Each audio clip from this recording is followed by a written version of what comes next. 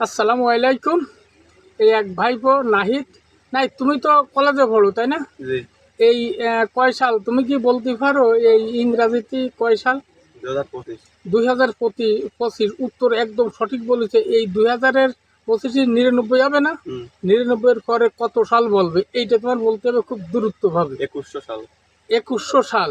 এখন বিষয়টা হচ্ছে হলো কি, এইটা কি তুমি পুরো শিওর? না, 2100 সাল হবে। 2100 সাল 100 বলবে হবে। সবাই। হ্যাঁ, 2100 সাল হবে। তুমি যা পারিছো তাতে জন্মের ভরা পারিছো, মানুষ কমেন্ট করবে না, যাক সমস্যা নেই। আর একটা প্রশ্ন হবে, এই যে 99 লেখতে কী কী লাগে? 99 লিখতেই হ্যাঁ, দুইটা নয়।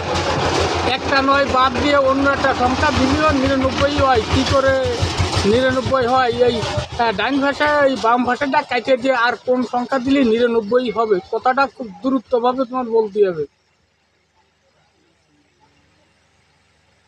99 লিখতে দুইটে নয় লাগে, এটা সবাই জানে, ছোট বড়, আমার ছেলেটা অনেক বড়, এও জানে। কিন্তু এই বাম পাশের নয় যদি কাটে দিয়ে আর একটা সংখ্যা বসালেও 99 হবে।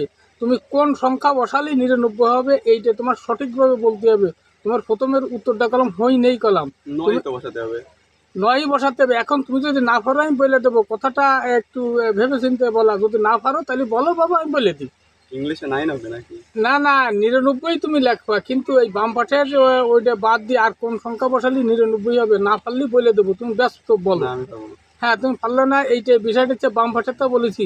তুমি বাম পাশে না বসায় তুমি ডাইন ভাষাও যদি বসাও 99 হবে। কথাটা মিল আছে কিনা তুমি মিলিয়ে দেখে নে। আল্লাহ হাফেজ।